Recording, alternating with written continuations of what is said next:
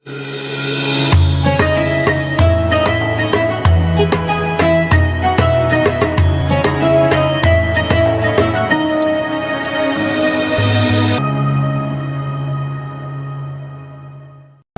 satu fitnatul ahlas yang disebut dalam riwayat Imam Abu Daud, Imam Ahmad, ya.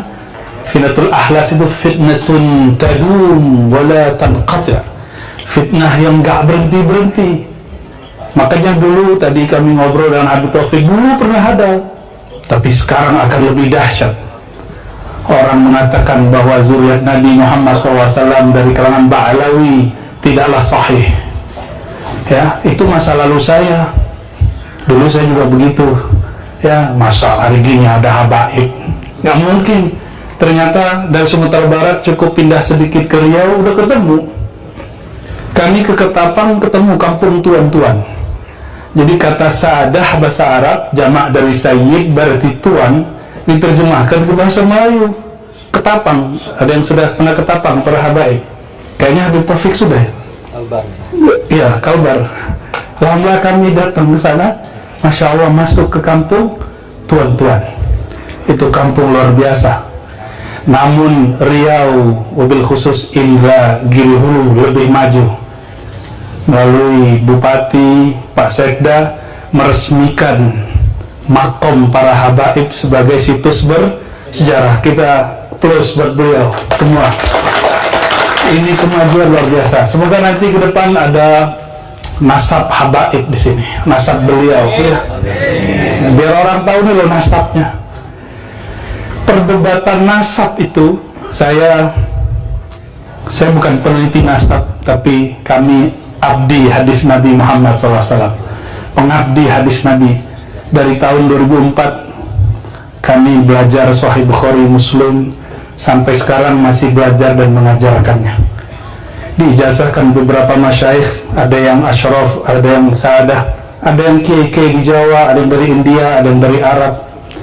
Judul babnya Ma'rifatul Ansab, mengetahui nasab. Tapi itu bukan untuk nasab seperti ini. Namun ilmu ini pun bermanfaat, bisa dipraktekkan kepada mengetahui nasab para asyraf, para saadah. Ternyata perdebatannya hari ini di mana? Tadi yang ditawasulin oleh beliau Al-Habib Taufik, yang dibaca oleh zuriat beliau Al-Habib Ali, Ubaidullah bin Ahmad. Itu ya, benar nggak? Yang lagi rame di YouTube, benar ya? Abdullah atau tasghirnya, tasghir itu dikecilkan. Biasanya itu tradisi para masyayikh, karena ulama wali-wali Allah tuh namanya banyak. Ini salah satu seni punya nama. Ada nama jasadnya Abdullah, tapi ketika dia mengenal Allah, dia menyebut dirinya Ubaidullah. Abdullah itulah Sayyidina Muhammad SAW. Ubaidullah aneh, dia bilang begitu. Sayyidina Ubaidullah bin Ahmad ini mulai dipertanyakan, beliau ini ada atau tidak. Itu wajar. Jadi kalau ada yang kritik, jangan marah, habaib. Kan sekarang ada seorang kiai yang sangat alim di Banten, namanya siapa? Kiai Imat, ya. Saya tidak mengingkari kealiman beliau. Sebagai sebuah penelitian, itu tantangan hebat bagi para habaib. Supaya apa? Mesti ada juga yang membahasnya tidak dengan emosi, tapi membahasnya karena dia membahas pakai buku, pakai tulisan, kita balas pakai tulisan. Dia buat ceramah, kita buat ceramah. Innamal mu'minuna ikhwah. Kan beliau katanya zuriat Syarif Hidayatullah juga. Kalau ya berarti jalur asyraf. Kalau benar, ya tinggal kuat-kuatan aja, pakai kekuatan ilmu. Meskipun itu menyakiti banyak zuriat Nabi dari kalangan Al-Ba'alawi. Dalam hal ini kami punya pandangan sendiri. Nah, beliau kan berargumentasi. Argumennya lumayan memukau. Tapi bagi saya, ya biasa aja. Kenapa? Apa kata beliau? Ubaidullah ini nama dia tidak muncul dalam kitab-kitab biografi di abad itu. Betul nggak? Ya wajar. Di zaman itu nggak ada Dukcapil, Pak Sekda. Pak Sekda namanya ada nggak di Dukcapil? Henry gitu. Banyak Pak namanya Henry. Henry apa Pak? Henryzal. Itu banyak, ratusan namanya Henryzal. Di zaman itu nggak ada namanya sistem online gitu, nggak ada. Kalau argumentasi teori yang dibangun, kalau nama orang ini tidak ditulis di masanya dalam kitab-kitab tarajum, tarajum itu biografi, kitab-kitab sejarah, terus dia tidak ada, begitu kira-kira yang saya simpulkan. Kalau salah mohon nanti diluruskan. Kalau itu alasannya, nama para sahabat Nabi pun tidak ditulis di masa hidup mereka. Kapan ditulis? Kapan ditulis? 1 abad, 2 abad setelah mereka. Itu muncul kitab Imam Ibnu Sa'ad, muncul kitab Imam Bukhari, At-Tarikh As-Saghir, At-Tarikh Al-Kabir. Itu 1 abad, 2 abad setelah sahabat Nabi SAW. Jadi kalau kita pakai teori itu, teori apa? Kalau nama dia nggak ada dalam kitab biografi, berarti orang ini nggak ada, gitu. Kalau begitu sahabat Nabi nggak ada semua dong. Ya, saya mau tanya nih, emang Wali 9 namanya ditulis dalam kitab sejarah di zaman itu? Hatta risalah hari ini yang disebut risalah Wali 9, itu risalah yang ditulis muridnya atau murid dari muridnya atau pengikutnya, nggak ditulis di zamannya. Jarang, kecuali ada 1 manuskrip yang sampai sekarang nggak ada nama, anonim. Alhamdulillah kami 2009, 2010, 2011 ikut meneliti manuskrip Nusantara, masih tulisan tangan. Itu kertasnya kalau diangkat jatuh, pecah. Dibimbing oleh Prof. Oman Fatur Rahman. Jadi kita mencari kemana-mana. Ya. Jadi kalau ada yang mengkritisi para sayyid, para habaib, ya saya prihatin karena banyak yang emosi juga. Bagi saya kita tanggapi saja dengan kepala dingin. Itu secara keilmuan. Kalau dalam bab adab dan bab fikih, begitu juga bab ada satu ilmu yang menjadi kitab Al-Kabair, dosa besar. Dosa besar. Salah satu dosa besar, orang menasabkan dirinya ila ghairi abi, kepada selain ayahnya. Ini saya mau tanya, menurut yang hadir ini, Al-Habib Abdullah Al-Haddad itu wali nggak? Nggak usah wali, ulama nggak? Al-Attas yang kita tulis Ratibul Attas, Al-Aidrus, saya dapat juga Thariqah Al-Aidrusiyah, ada juga Thariqah Al-Aidrusiyah, dapatnya di Banjar. Tahu-tahu di sini di Indragiri banyak orang Banjar juga, ya. Bahkan walaupun tidak disepakati, Syekh Muhammad Arsyad Datuk Kalampayan ada yang menyebut nasabnya kepada Al-Aidrus. Ya, mungkin karena ketika diinput kurang pas. Ya, para zuriat Wali Songo ketika diinput Rabithah kurang pas, akhirnya muncullah protes ini. Ini pun juga harus jadi pelajaran bagi kita, terutama pengurus-pengurus Rabithah. Apa masalahnya? Gitu. Kalau bahas begini, udah harinya panas, kepala ikut panas. Saya biasanya bahas tasawuf, hadis, jadi bahas ilmu nasab deh. Tapi seperti kami sampaikan, saya bicarakan dari sisi ilmu hadis. Ya. Jadi kami, kalau dapat riwayat hadis, misalnya hadasana Abdullah bin Zubair, kalau hadasana Sufyan, kalau hadasana Al-Ansari, kalau hadasana Muhammad Ibrahim, begitu ketika kami ketemu, kami tidak akan cari nama dia dari buku yang sezaman dengan dia, karena nggak ketemu. Ketemunya di mana?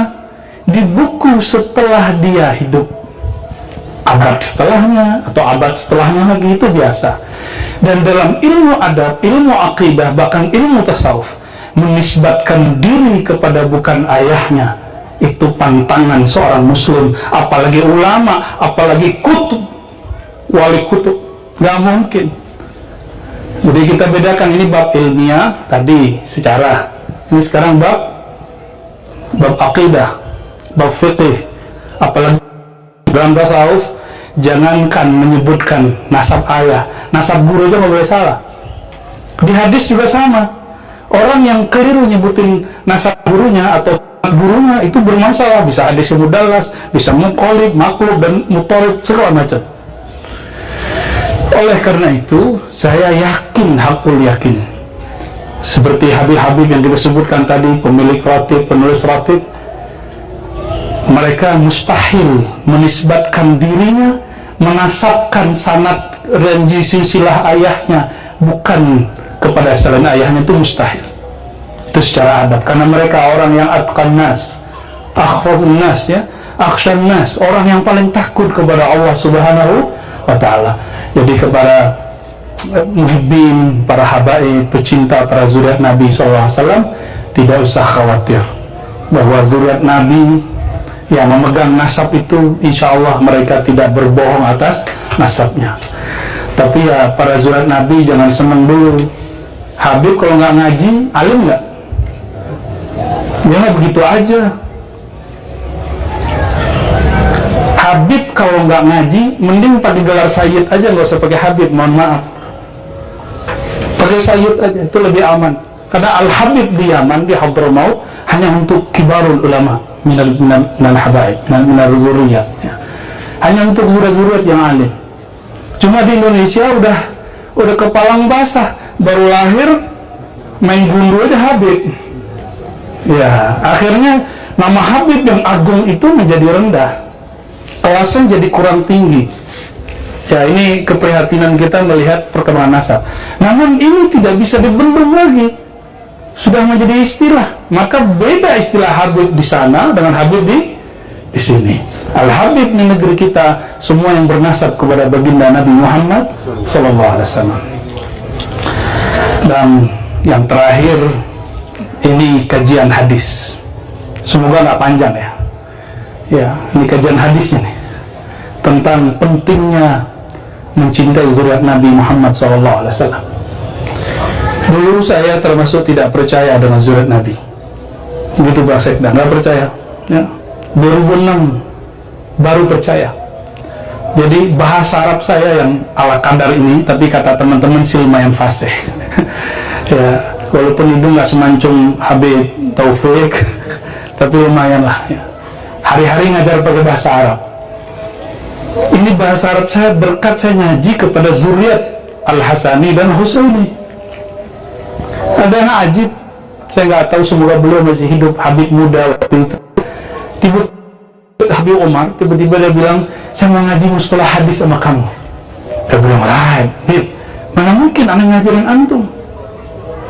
Terus dia bilang, aneh mau ngaji. Akhirnya dia datanglah bolak-balik ke asrama pesantren. Dan tidak mau saya menjelaskan bil Indonesia dengan bahasa Indonesia, maunya pakai bahasa Arab. Akhirnya 2006-2007 lidah saya masih kaku ngomong bahasa Arab, berkah Al-Habib Muhammad namanya, itu Allah angkat hal ya, semua masyakil, semua penghalang di lidah ini berkat ditanya sama Habib. Jadi saya mikir, ini dia yang belajar ke saya atau saya yang belajar ke dia. Maka lisan ini pun Bapak Ibu bisa berceramah, bisa baca kitab, itu berkah. Allah kirim seorang zuriat Nabi SAW. Zahirnya dia belajar hadis kepada saya, batinnya saya dapat istimdad dari dia. Al-Madad An-Nabawi Sallallahu Alaihi Wasallam. Ya. Maka benarlah kata Nabi Muhammad SAW. Apa kata beliau? Kullu nasabin inqata'a ala nasabi, kullu sanadin inqata'a ila sanadi. Semua nasab, semua nasab. Nasab itu coba lihat. Ini bahasa Indonesia ada ayah saya nih. Saya Ar-Razi bin Muhammad Nur Akmal bin Nur Muhammad bin Abdul Hamid. Udah habis itu kita bingung. Mana lagi nih? Sampai di situ aja. Persis seperti dikatakan Syekh Ahmad Khatib Al-Minangkabawi, saya hanya tahu 4 nasab ke atas. Persis. Saya hanya tahu 4 nasab ke atas. Coba tanya Al-Habib Taufik, coba tanya zuriat Al-Habib Ali Abdullah Al-Idrus, sampai Nabi Adam bisa baca. Benar ya? Itu yang disebut mukjizat nabawiyah. Jadi mukjizat Nabi ini ada 3: Quran, nasab, yang ketiga sanad. Sanad ini bagian saya nih ya. Karena kita nggak punya nasab, kita kejar lewat, tapi tetap aja nggak bisa jadi Habib. Ya walaupun pakai sorban, aneh nggak bisa jadi Habib. Kenapa? Yang paling bisa kami kejar, yang ahwal ini apa? Sifatnya Nabi SAW. Apa sifatnya Nabi SAW? Al-ilmu. Maka jika ada ahwal orang yang bukan zuriat Nabi ingin mengejar kemuliaan, dia dapat mengejar sifat Al-Muhammadi. Tapi zat Al-Muhammadi siapa yang dapat? Para zuriat Nabi SAW. Cuma saya senang juga, nggak bisa dikejar juga bab ini oleh orang yang punya zatnya. Jadi kalau Habib nggak ngaji, tetap nggak dapat al-sifah al-Muhammadiyah. Alhamdulillah, fastabiqul khairat. Ya, kita lomba-lomba, Bib. Ya, alhamdulillah kami beberapa tahun khatam Sahih Bukhari, Muslim, Abu Daud, Tirmizi, 6 kitab hadis, tambah kitab ini, kitab itu. Alhamdulillah, untuk mengejar biar nur kita nggak ketinggalan nama zuriat Nabi Muhammad SAW. Bapak Ibu jangan mau ketinggalan, nggak bisa baca Sahih Bukhari, ya udah maulidan aja tiap minggu. Kalau bisa tiap malam baca Nabi Muhammad SAW. Apa kata ahli syair itu ya? Gimana kalimatnya? Yang hafal itu? Man kana Muhammadun fi baitihi gimana? La yahtaju ila suruji. Saya lupa nih, ya, baru kemarin kita baca ya. Siapa yang ada Nabi Muhammad di rumahnya, dia tidak butuh lagi kepada suruj. Suruj itu jamak dari siraj, cahaya, pelita.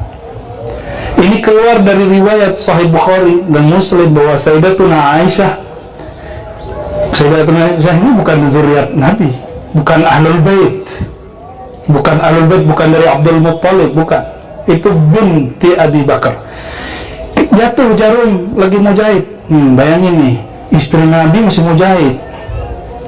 Jatuh jarumnya malam hari. Cari, udah pakai lampu nggak dapat. Tahu-tahu Sayyidina Nabi Nurul Wujud, Nurul Anwar, As-Siraj, Asy-Syams, Al-Badr, Sayyidina Muhammad SAW masuk. Apa kata Sayyidatuna Aisyah? Ketika kekasihku datang, wajahnya masuk ke dalam hujrahku, itu wajahnya lebih terang dari rembulan purnama. Akhirnya itu jarum, di mana jatuhnya langsung aku tahu. Langsung diambil oleh Sayyidatuna Aisyah. Inilah yang disebut dalam syair tadi, orang yang jika ada Nabi Muhammad SAW dalam rumahnya tidak butuh lagi cahaya.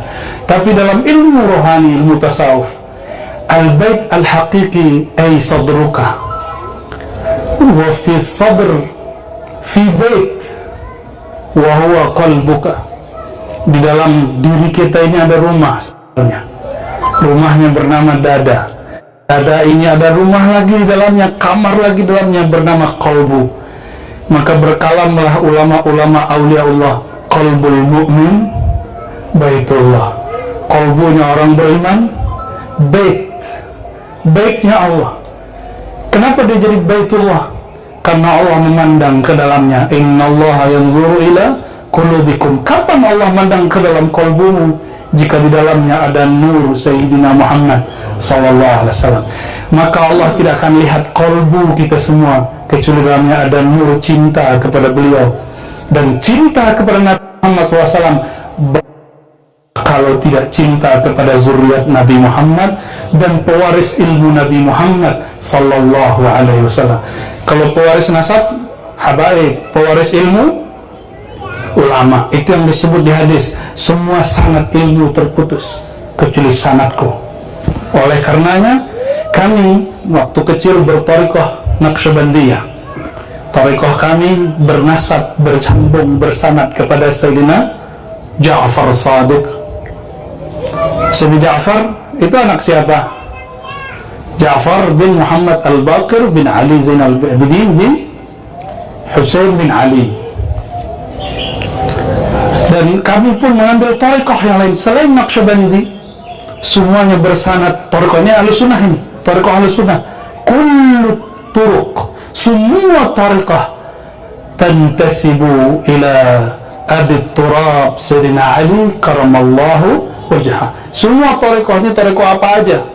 Abah Gurus kumpul Torekoh Saman, Qadiri, Mama Falak, ada 27 Torekoh di Bogor. Semuanya bersanad kepada Sayyidina Ali. Dan perhatikan, itu bukan, nggak perlu jadi Rafidah, nggak perlu jadi pencaci sahabat. Mencintai Ahlul Bait, mencintai sahabat, satu paket. Itulah Ahlus Sunnah wal Jamaah. Kita juga nggak akan mau ngamuk-ngamuk sama teman-teman Syiah kok, nggak. Mereka mungkin keliru aja sejarah, akhirnya menghujat sahabat-sahabat Nabi, ya.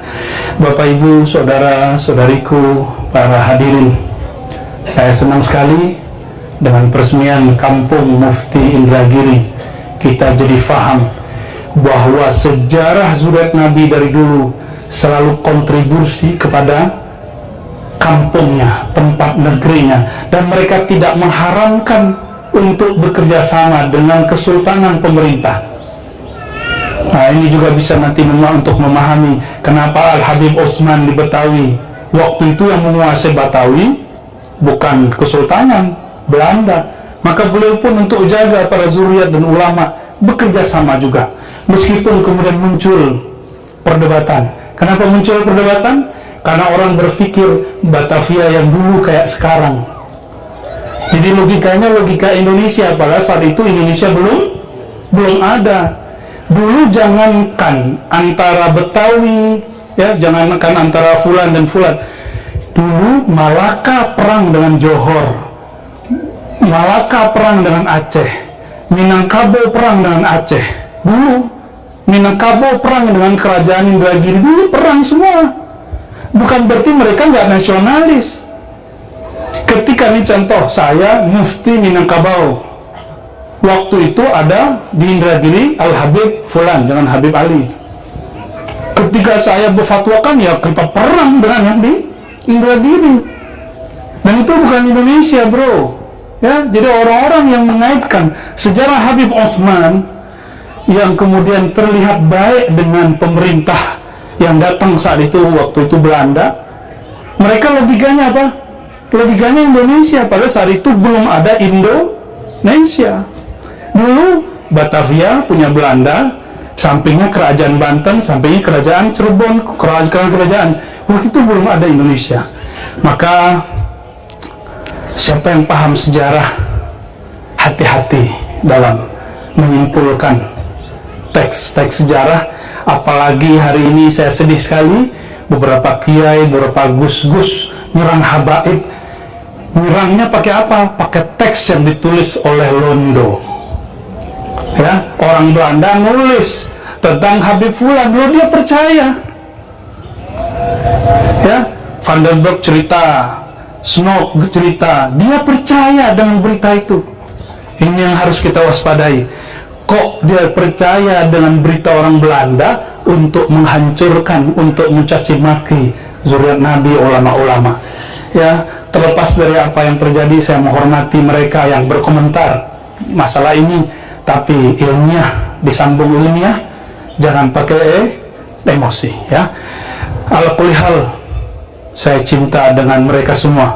Jadi yang mengingkari zuriat Nabi sekarang itu mereka ternyata banyak bernasab kepada Wali 9. Kita pun cinta kepada mereka jika betul mereka punya nasab, karena saya yakin mereka tidak akan memasukkan nasabnya meskipun tidak terinput dalam Rabitah, apalagi yang sudah jelas sahihnya yang ada namanya di Rabitah Alawiyah. Ana uhibbukum jami'an. Semoga para ulama, para habaib kembali bergandengan tangan dan kita tunjukkan kepada umat bahwa kita adalah pewaris dan antum para habaib adalah pemegang nasab, bersama memperjuangkan ajaran Nabi Muhammad sallallahu alaihi wasallam. Barangkali itu dari kami Al-Faqir Ar-Razi Hashim.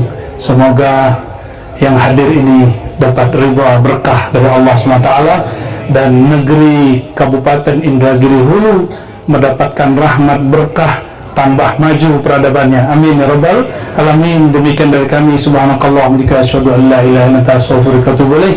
Assalamualaikum warahmatullahi